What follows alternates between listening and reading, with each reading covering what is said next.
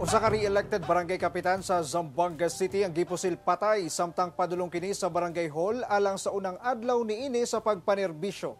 Dugang detalye sa report ni Efren Mamak. Nagbuyod og naligo na sa kaugalingong dugo ang re-elected nga barangay kapitan sa barangay Kawit, Zamboanga City human kini gipusil patay pasado alas 7 sa buntag adlawng Biyernes. Sumala pa ang biktima nga si Kapitan Serbelio Beyong Molina, 55 anyos, ang padulong unta sa ilang barangay hall alang sa unang adlaw sa iyang pagpanerbisyo. Diyang gipusil kini sa riding in tandem suspect sa barangay Road Zone 4 barangay Kawit. Nakaangkon og samad pinusilan sa ulo og dughan ang biktima nga hinungdan sa hinanaling kamatayon. Matud sa mga suod nga katrabaho sa biktima, daan na kuno kini nakadawat og mga hulga sa kinabuhi. Nasabi lang kita pero para de mio siguro, etc.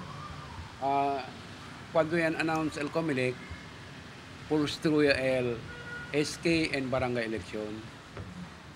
So, during ese time, si Kap como tinya precaution ba na di sa kwerpo.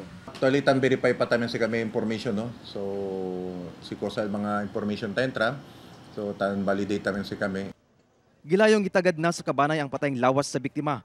Nang hinaot sab kini nga makabot dayon ang hustisya. Tungod sa hitabo, gilayong nagkansela og klase ang Kawit Elementary School sanglit duol lang ang gihitabuan sa maong krimen. Padayon pa ang ginahimong hot pursuit operation sa kapulisan batok sa mga sospek. Di aton station ongoing pa el investigation pati hot pursuit operation para for possible dragnet operation kon mga suspect. Kauban si Sim Romero sa kamera. Ako si Efren Mamak para sa One Mindanao.